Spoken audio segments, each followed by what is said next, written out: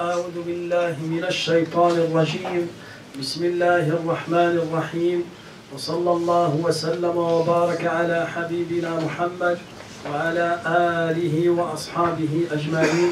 أما بعد فإن أصدق الكلام كلام الله عز وجل، وخير الهدي هدي رسول الله صلى الله عليه وسلم، وإن شر الأمور محدثاتها، وكل محدثة بدعة، وكل بدعة ضلالة، وكل ضلالة في النار.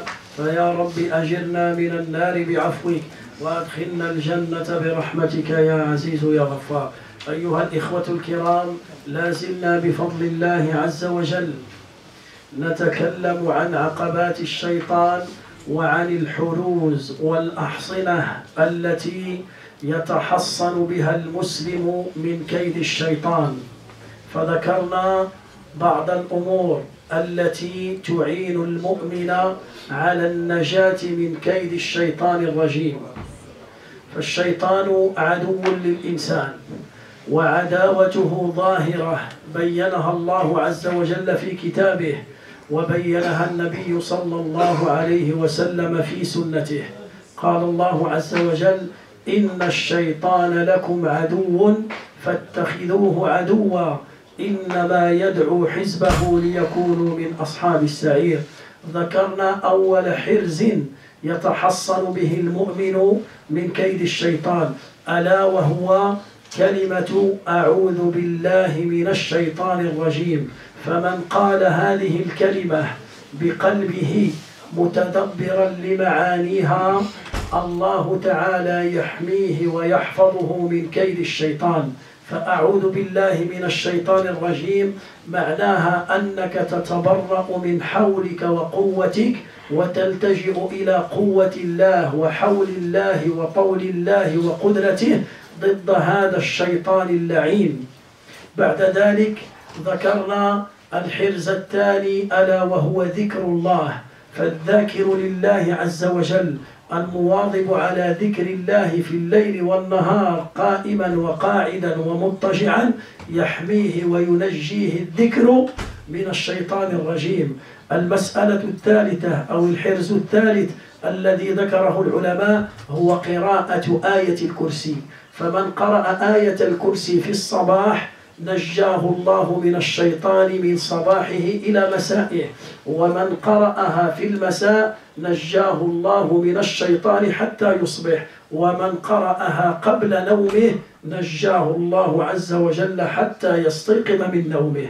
وتكلمنا عن معنى آية الكرسي، وأنها آية تتكلم عن عظمة الله وعن توحيد الله عز وجل وعن أسمائه وصفاته. فمن واظب على قراءتها طهر الله قلبه من الشرك والكفر بالله عز وجل. واليوم بإذن الله سنذكر دعاء آخر، وهذا الدعاء يحميك من كيد الشيطان. الدعاء علمه النبي صلى الله عليه وسلم لأبي هريرة رضي الله عنه وأرضاه. Inch'Allah mes frères, toujours on parle sur le diable et sur les pièges du diable et sur la haine qui ne porte le diable. Le diable, il porte une haine contre le croyant, contre le musulman qui cherche la satisfaction d'Allah. Quand le musulman il décide de faire un repentir et de corriger sa relation avec Allah et de rentrer par la porte de repentir, Ash-Shaytan la'anahullah, il va te préparer des pièges dans le chemin de repentir. Il va te préparer 7 pièges. Il va essayer de te faire tomber dans l'association, dans la mécréance. S'il n'arrive pas, il va essayer de te faire tomber dans l'innovation. S'il n'arrive pas, il essaye de te faire tomber dans les grands péchés. S'il n'arrive pas, il essaye de te faire tomber dans les petits péchés. S'il n'arrive pas, il essaye de te laisser sacrifier beaucoup de temps dans les choses halal, dans les choses autorisées pour te faire oublier la religion. S'il n'arrive pas, il va t'embellir les actes qui sont moins récompensés et il va t'écarter des actes qui sont plus récompensés. S'il n'arrive pas, il va déclarer une guerre totale contre toi. Mais on a commencé à donner des protections contre le diable. La première protection contre le diable, c'est de dire A'udhu billahi minash shaytanir rajim. Et on a parlé sur la vraie signification de cette phrase. Cette phrase, ça veut dire tu demandes le soutien et l'aide d'Allah Azza wa Jal contre un ennemi. Et la règle, c'est quoi? Le diable, avec ses soldats, il te voit. Et toi, tu ne le vois pas. Alors, quand tu demandes l'aide d'Allah, tu demandes l'aide de quelqu'un qui voit le diable, et le diable, il ne peut pas le voir. C'est pour cela, Allah, si tu lui demandes le soutien et tu demandes la protection d'Allah contre Shaitan avec sincérité, Allah, il va te préserver. Deuxième chose, deuxième solution, deuxième arme qui te fait préserver de Shaitan, c'est l'évocation d'Allah. Tu dois évoquer Allah jour et nuit, matin et soir, quand tu es résident, en état de voyage, quand tu es malade, quand tu es en pleine santé, quand tu es jeune, quand tu es riche, quand tu es pauvre, dans toutes tes situations, tu ne dois jamais oublier l'évocation d'Allah Azza wa Jal. Car l'évocation d'Allah, c'est une protection forte contre le diable. Troisième protection, c'est lire Ayat al-Kursi. Les versets qui parlent sur le trône d'Allah Azza wa Jal, qui se trouvent dans Surat al-Baqarah. Ces versets, c'est les meilleurs versets dans le Coran. Le verset de Ayat al-Kursi, on s'appelle ça le verset du trône, qui parle du trône d'Allah Azza wa Jal, c'est les meilleurs versets dans tout le Coran. C'est les meilleurs versets dans tout le Coran. Alors quand tu lis ces versets, et ces versets, ils parlent sur quoi? Ils parlent sur l'unicité, ils parlent sur la grandeur d'Allah, ils parlent sur la force d'Allah, ils parlent sur le pouvoir d'Allah Azza wa Jal. Alors quand tu récites et tu lis ces versets pendant la journée, tu es préservé de Shaitan jusqu'au soir.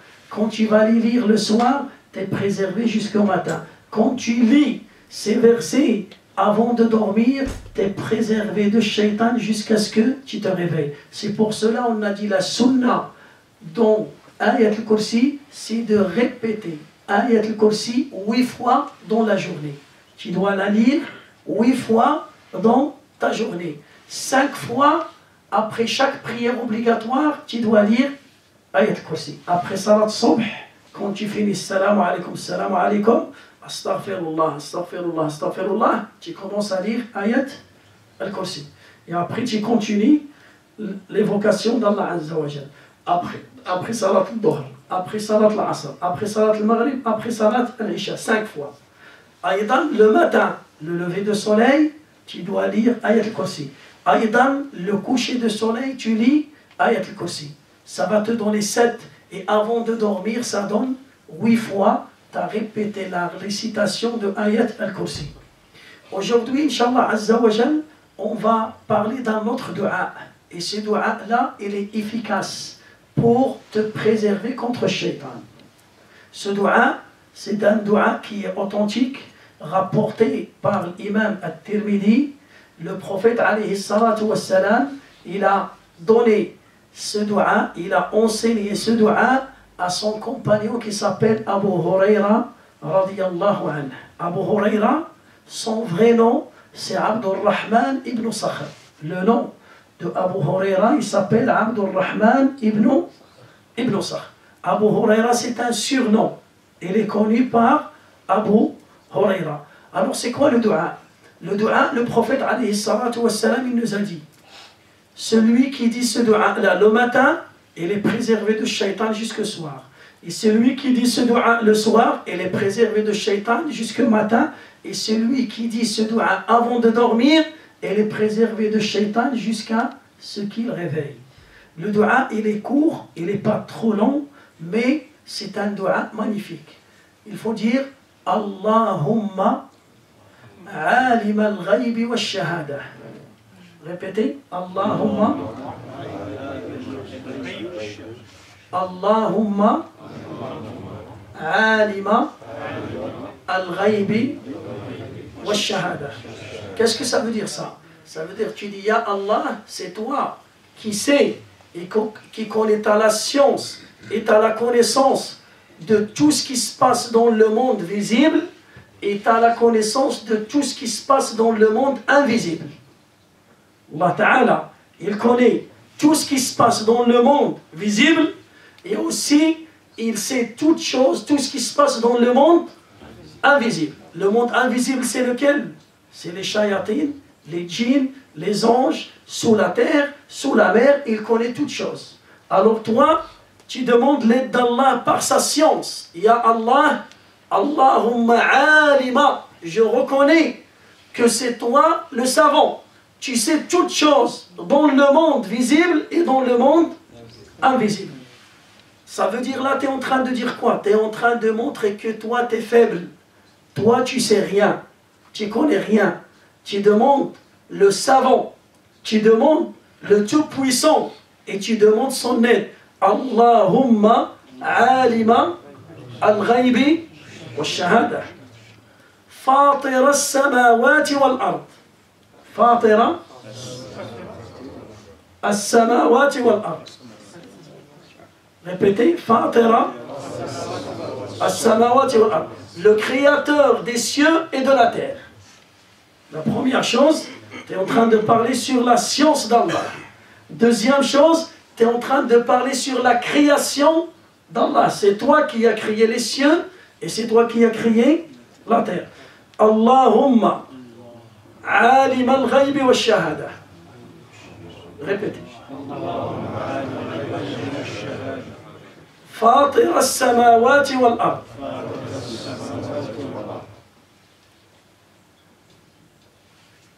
رب كل شيء ومليكه رب كل شيء ومليكه. C'est toi le créateur de toutes choses et c'est toi qui tiens le pouvoir sur toutes choses. C'est toi le roi. C'est toi le roi de toutes choses. رب كل شيء ومليكه. Parce qu'on dit, Ar-Rabb, qu'est-ce que ça veut dire Ar-Rabb? Ar-Rabb, on peut dire Ar-Rabbul Bayt. Ar-Rabbul Bayt, le propriétaire de la maison. Le propriétaire, roi, Ar-Rabb. Alors c'est toi le propriétaire de toutes choses. C'est toi le propriétaire de toutes choses. Et c'est toi le roi de toutes choses. T'es propriétaire et t'es encore roi. Tu peux gérer toutes choses et tu gères toutes choses. رب كل شيء ومليكه لا إله إلا أنت.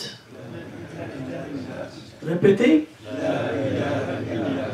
لا إله إلا أنت.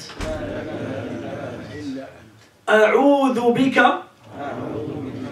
من شر نفسي ومن شر الشيطان وشركه. Le dua est fini. On répète le dua, Inch'Allah, on essaie de l'apprendre. Il est facile. Allahumma alima al-ghaybi wa shahada. Allahumma alima al-ghaybi wa shahada. Allahumma alima al-ghaybi wa shahada. Fatira السماوات والأرض. فاطرة السماوات والأرض. رب كل شيء ومليكه. رب كل شيء ومليكه لا إله إلا أنت. لا إله إلا أنت. أعوذ بك من شر نفسي ومن شر الشيطان وشركه. Ce dua-là, من قاله في الصباح نجاه الله من الشيطان حتى يمسي ومن قاله في المساء نجاه الله من الشيطان حتى يصبح ومن قاله قبل النوم نجاه الله من الشيطان حتى يستيقظ. Le musulman qui dit ce dua-là, il est préservé de shaitan le matin jusqu'au soir et le soir jusqu'au matin et pendant son sommeil. Alors il est facile et il est excellent et il est magnifique mais je sais que vous voulez dormir là et vous êtes fatigués. Alors on va s'arrêter là pour pas... Hein? C'est bon? Hein? Allahumma allimna ma yanfa'una, wanfa'na bima 'allamtana. Inch'Allah, il y a un frère, il demande dua pour sa mère qui est malade. Allahumma shfiha bi shifa'ik, wa 'afiha bi 'afiyatik, wa dawiha bi dawa'ik. Allahumma ajjil laha bi shifa, wa ajjil laha bil faraj, wa shfi jami' marda al-muslimin. Wa sallallahu wa sallama ala habibina Muhammad. Walhamdulillahi rabbil alamin. Et demain, vous avez l'examen sur le dua. Demain, celui qui va mal réciter le dua, il y aura une punition. Une amende, une amende. Une amende, c'est bon? Salam alaikum wa rahmatullah.